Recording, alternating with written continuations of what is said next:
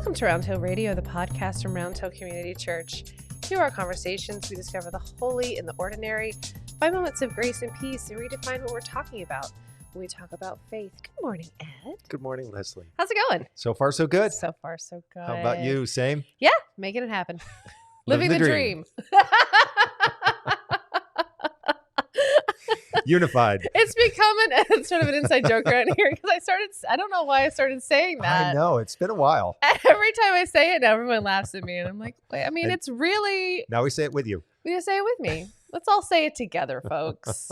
Say it together. We are living the dream. Living the dream. Yeah, I like it. For sure. I mean, it's actually true, which is helpful. Oh, that's great. Which yes. is nice. Without being too cheesy first thing in the morning. You go right ahead. So good morning. So we are discussing sort of broadly this morning. We're talking about Holy Week. More specifically, I think you wanted to focus in on Maundy Thursday. Maundy Thursday. Bit, right? Yeah, I did. Because I do. So Holy Week technically starts with Palm Sunday, which as a director of music is always, I feel like, a little bit of a tightrope walk because there's this procession and Jesus rides in on a donkey. Right on. And our amazing co-coordinator for children's ministries, Tanya Priyatka, yesterday gave the children's ministry all about Jesus riding in on a donkey. And her visual was Eeyore.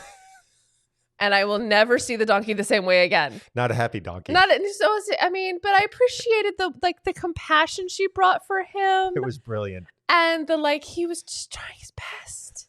It was so great. So great. I'd never, ever seen or heard Eeyore compared to the donkey Jesus used entering Jerusalem, but a sad donkey. There was a lot great that happened yesterday. That might have been my favorite. That was happened in worship. Absolutely brilliant. So we start there, and then it kind of, I guess from Jesus's perspective, it's all downhill from there. Oh, yes. Yeah. Right? Yeah. Seems like a peak moment. Right. And so I always wonder, every time I play the postlude or sort of do the kind of ending part into Palm Sunday, I'm like, do I go happy? Do I keep the procession vibe? Right. Or do we foreshadow? Yeah. Are people going to be like, why was her postlude weird and sad? I might be overthinking this, but this is what I go through every year. This is my whole thought process. So let's start there. So the whole Palm Sunday, and then we kind of have 3 days, at least in this church community, church life there, we don't observe any particular day. And then we hit into Maundy Thursday. So what kind of happens there? Yeah, it's such an interesting time of the year because unlike Christmas, I mean, yes, we do have this 4-week season of Advent leading up to Christmas, but we don't have anything like Palm Sunday before Christmas, right? And so Palm Sunday is tricky because it feels like it wants to be a big procession and a parade and a celebration, which is reflective of the story. However, you're right, it does go downhill from there. Yeah. And it gets very disoriented very quickly. And there are some just heart-wrenching moments coming up. And the complaint over the centuries, I'm sure, is that the problem is if you come into church on Palm Sunday and then you come into church on Easter morning, it seems like, wow, we've gone from one festive occasion to another. Right. And so, but you haven't gone down into the depths at all. And so the image that I use for this, found this amazing image on the internet some years ago. And we often use it as a cover for our order of service. It looks like a giant plus sign. It's made of stone. And this was actually a baptismal font in Syria. So it's obviously centuries old. But people would walk down one side of this baptismal font and go all the way down into the water and basically disappear under the water, would be baptized. Then they would walk up the steps on the other side and come up out of the water, and there would be anointed with oil and given a white robe. And this is how people were baptized many, many centuries ago. And so that's models what happens in Holy Week. You start off with this great high, oh, I'm going to be baptized. And then you go down into this, and then you come back out of it, and that's Easter. But if you don't have that going down part, it's a little hard to understand why you're going back up. And I think too, in some experiences, it's hard to keep track of then the story from there, because Maundy Thursday and Good Friday, the names can be a little bit confusing. Yes. Because not much good happens on Good Friday. Right. And so I feel like sometimes those two can be a little bit kind of blended together in our consciousness. Yes. So what happens on each day, or what do we observe happen? What's the observance? So when you think about the life of Jesus as a whole, it is interesting that so much gets focused on those 2 days, right? So much happens then. So you have this meal that he chooses to share with his disciples, and it becomes the last thing that he really does with them. And it's very interesting because he not only shares a meal, but he also washes their feet. So it's this very intimate moment with them, and there's tenderness there, there's encouragement there, because he's still feeding them, even those who will betray him. And of course the spotlight always goes on Judas, but they all basically betrayed him. I mean, Judas in the most graphic and awful way, but they all ran in the end. One might say understandably, considering what they were up against. But there's still that great sense of encouragement. He's still eating with these people, and he still feeds them, right? Even though a couple of them are one of them's up to no good. Right. So it's all of that grace. Then, of course, he goes forward. It's the evening in Gethsemane. He prays in the garden. He's arrested. And then, the next day, the day that we call Good Friday, is the day when we walk through the whole process by which he's crucified. So it's the darkest, deepest moment in his life. And when he loses everyone and everything around him, and we go into that experience, and then there's a little bit of a respite on what's called Holy Saturday. And then we get towards our celebration of Easter. Now, did all the things that we observe on Maundy Thursday and Good Friday, did they happen over 48 hours, roughly? I think the time frame gets collapsed, as it often does in the Gospels, right? So what you have described, what's really focused on on Maundy Thursday, is the meal that he eats. Right. Right? Because after that, you've got time that unfolds when he's arrested, he's beaten, he goes before this mock trial.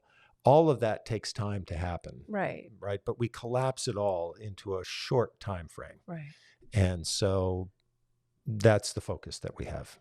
It's interesting, if people, there is so much on Good Friday that, again, gets collapsed into a short space of time, which is why many, many church communities in different parts of the world will set aside the time from 12 until 3, actually for a prolonged worship service, and they'll walk through every major event. Now, sometimes they will focus on the betrayal, the arrest, and the trial. Those are events that took time, right, to take place. Sometimes from 12 to 3, other church communities will focus on the 7 last words of Jesus from the cross. Right. So they're not concerned about what's happening beyond that at all. Right. So it all depends on what the community wishes to emphasize. And just as a little side note, when I was serving a church in Hartford for 14 years, every single year we were part of what was called a Good Friday procession on Asylum Hill, which is one of the neighborhoods in Hartford. And 7 churches participated in it. And about 120, 130 people every year would join that procession. And we would walk from church to church. There would be a 15-minute service focusing on one aspect, either in the last days of Jesus or in his moments on the cross. And so we would have a brief recognition of one of those moments for 15 to 20 minutes, and then we would walk to the next church. And there was always somebody who volunteered to carry this enormous cross on her or his back. Wow. from one church to the next. Then some other volunteer would do it. And it was a very moving experience to walk through that. Right. And that sort of helped to give me a different sense of time about all of this. That's really interesting because there's, you mentioned the 7 last words. There's also the Stations of the Cross, which other communities observe, which involves sort of Jesus's, like you said, like because there was a period in which he carried his own cross, and all those different things. I'm a little stuck on this idea. Are you aware of any sort of hypothesis for sort of how long all this took? In my head, I'm really stuck on this. I'm sorry. This happens over a period of days, right? Okay, yeah. So what we're really focusing on is really the last week of Jesus' life. Yeah. And it's a little hard to say because the gospel stories don't always line up. Yeah. Which is why it's hard to give an exact answer to the question. Yeah, sure. These storytellers had this incredible ability to collapse things, right? So things that we would consider needing 3 days to occur, right? Or whatever, could be collapsed almost into a moment, it would seem.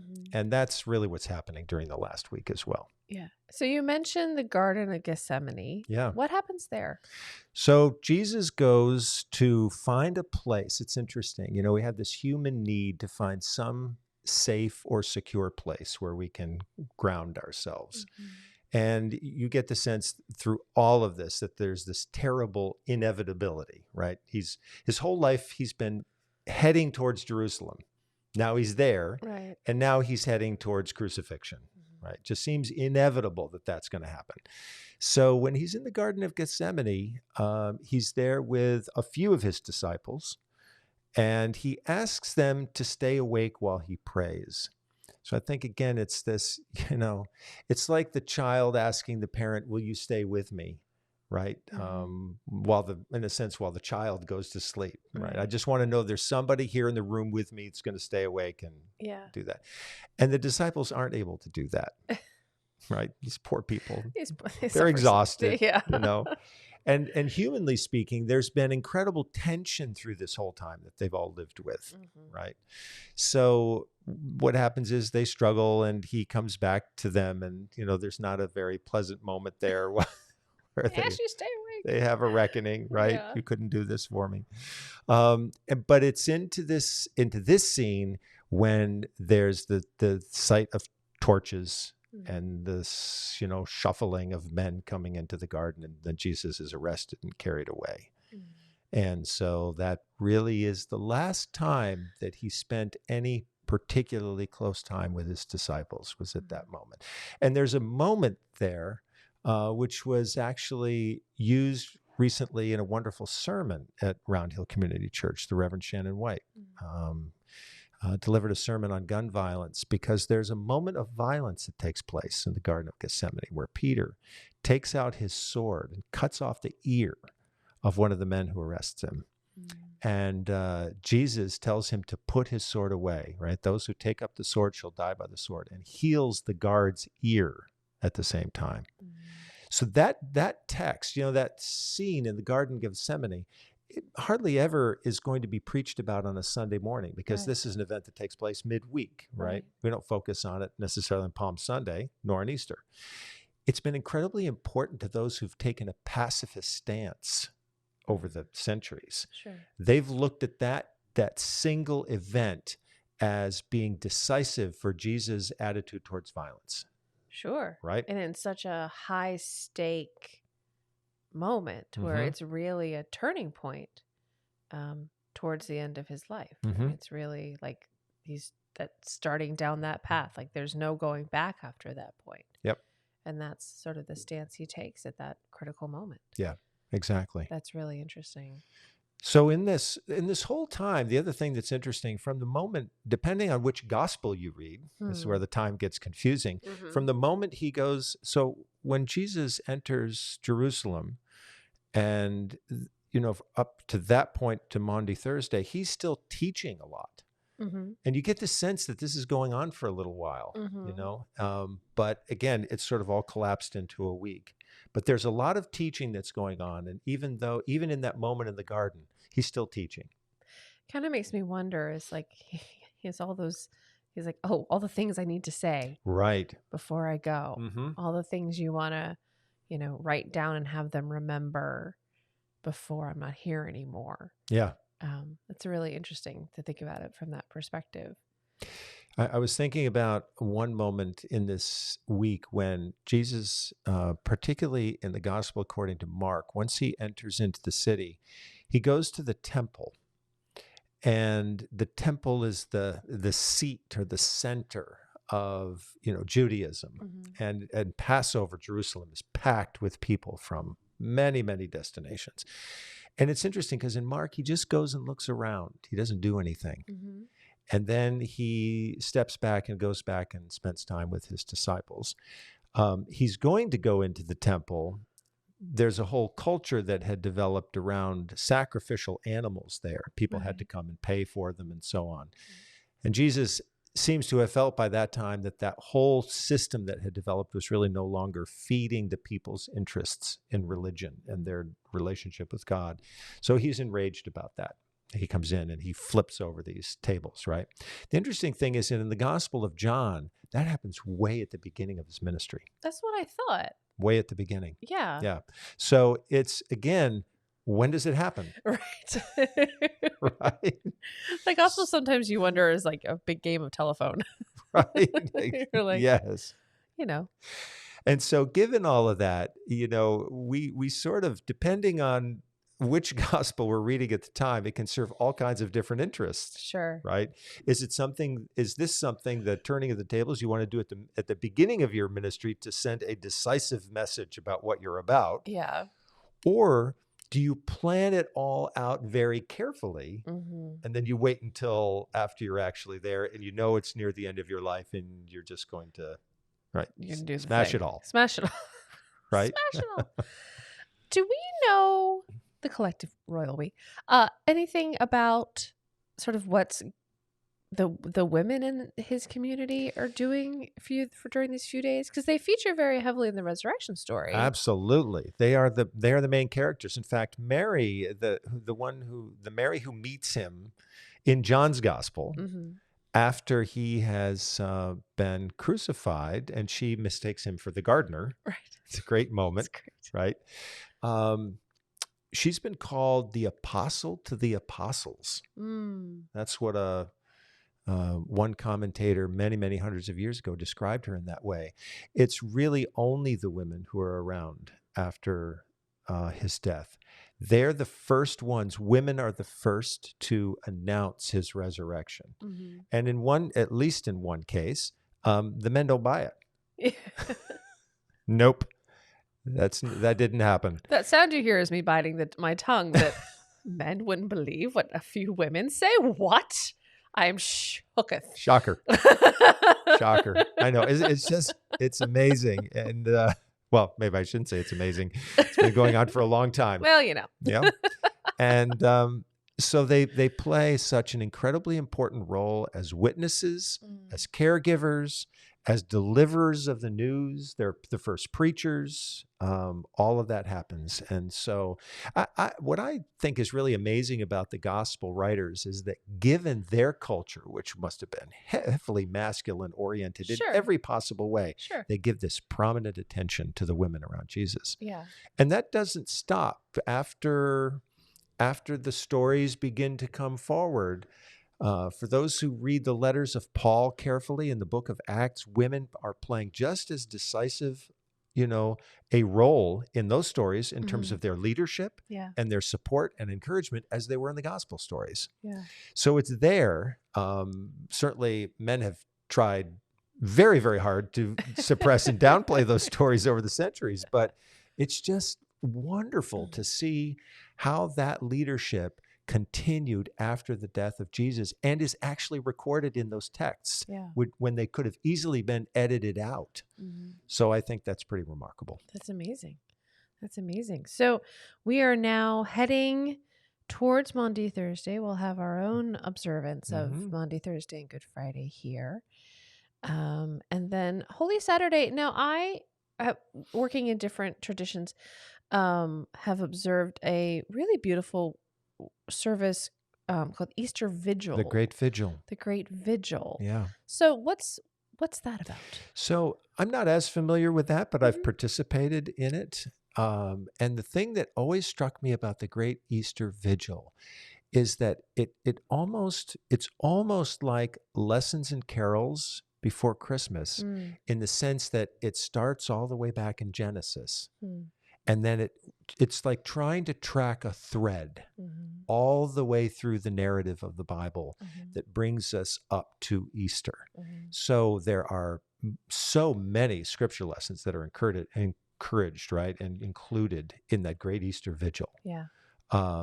And so it's a way of saying, look, this didn't just happen out of the blue. Mhm. Jesus is in fact part of a narrative that begins with, in a sense, the dawning of the text, the Mhm. dawning of the history. So I, as I say, I've only been a participant in it a few times, but it is literally like watching this spectacle unfold, Yeah. right? And you've played in it. I've played for one of them, yeah, and I've participated in a couple. The thing I really like about it is because, sometimes after, as a church musician, you play for Maundy Thursday, which is on the darker side, Mm-hmm. and then Good Friday, which is heavy. Mm-hmm. And then you show up on Easter morning and everything, Mm. it's like when Dorothy and Toto show up in Oz and everything's in Technicolor, Yes. and it's a little much after everything's in black and white.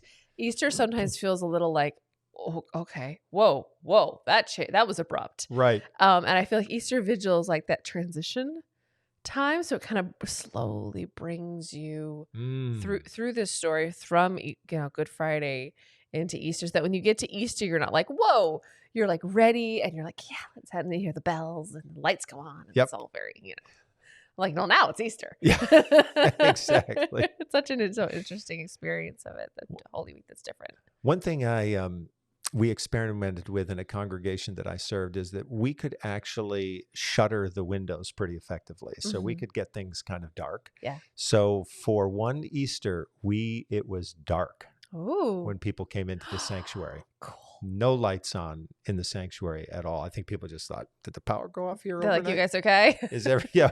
This doesn't look good. Right. And then we had the very brief exchange between the women and the angels at the tomb. Mm-hmm. So someone presented the figure of the angels, someone was there to present the figure of the women, which, by the way, in the history of Western drama, that's a key moment, because that interchange is seen as kind of one of the first dramatic moments from which later dramatists built all kinds of theater. Really? Yeah, it's a very interesting development in the life of theater. Interesting. So it starts right from there, this very, very tiny moment, this interchange. And once that interchange happens and the angel says, he's not here, he's risen, he's going ahead of you, to Galilee, then our lights popped on, the shutters came off the windows, the organ started, and that was our Easter celebration. How fun. So it was that really was a dramatic way of effecting what that change could feel like. Yeah, it sounds like you sort of entered the story together. Yeah. Which is very cool. We did. That's very cool. It was really, really helpful. And I think that, over time, some churches work very hard at encouraging people to participate in at least the Maundy Thursday service. Sure. And people usually find that I have had so many people over the years tell me that is the most meaningful service of the year for them. Mm-hmm. But usually churches have to really be very intentional at working at that over the years to encourage people to come. Yeah. Because again, especially when you think about what's been going on in the world now, where, there's war in Ukraine, there's famine in Afghanistan, many challenges, there's a tendency to want to draw back from that. Sure. It's like hearing more challenging and difficult voices. Mm-hmm. But on the other hand, we're entering into the human condition when we're part of that story. And in the midst of it, the word of Jesus in the middle of that story is love one another as I have loved you. Mm-hmm. So it's a very galvanizing moment for that community. Absolutely. Well, thank you for entering into the spirit of Holy Week with me. this week, Pleasure. Ed. I hope I learned so much. I hope you guys all did as well. Roundhill Radio is brought to you by Roundhill Media and by the friends and members of Roundhill Community Church. We'll see you back here next week.